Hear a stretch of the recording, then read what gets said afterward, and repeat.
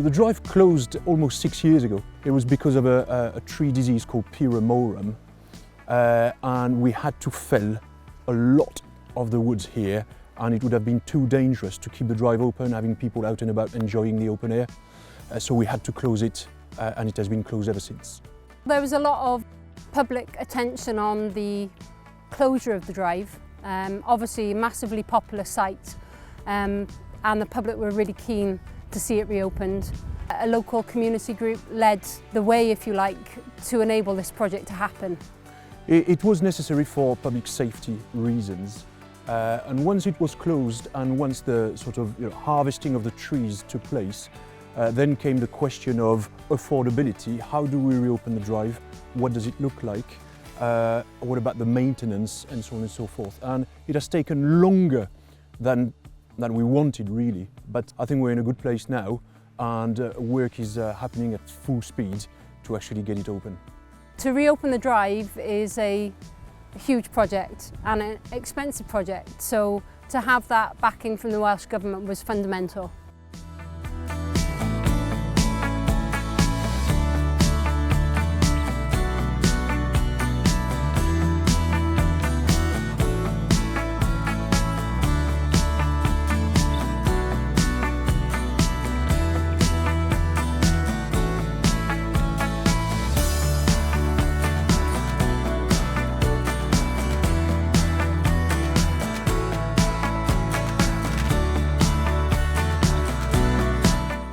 Right from the beginning, we took the approach that we wanted to engage fully with the community.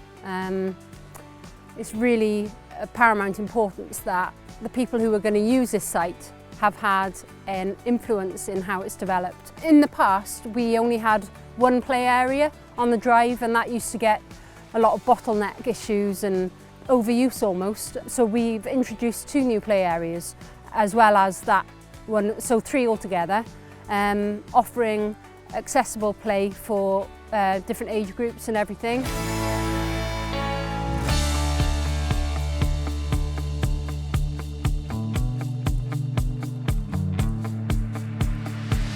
Another big factor that people really wanted us to address was barbecues. So picnic areas, we really went to town on that. Toilets were another big one. So in the past we only had 2 on the drive. Being that there's going to be 8 recreational areas, we have actually got 8 toilets spread across 4 areas now, which will all be accessible and waterless as well, so nothing nasty going into the ground, which is always good. And then the last one I'd say, which really came across strongly, was accessible paths. In the past, there were areas of the drive which weren't particularly accessible, so we really have done a big focus on addressing that, and that's involved engaging with families who've got children with additional needs. Not just enough to actually open the gate and reopen the site as it was. The road was in a bad state of disrepair, and there was no sort of car parks, nothing to do, if you know what I mean. This is bigger than that. We want to offer something that brings people to this site, enjoy the open air, enjoy access to the countryside, actually spend time in the outdoors in this lovely location in South Wales.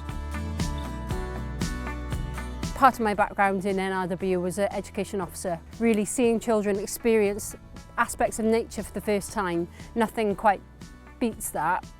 Very much want to encourage local schools to enjoy this on their doorstep. We're investing resource into developing educational areas. So we've got like a forest schools area, an outdoor learning gazebo, and we've got discovery backpacks for children that they can hire from the visitor centre and so forth. NRW and partner organisation want to keep investing into sites like these, here particularly, but also elsewhere in the Welsh Government Woodland Estate.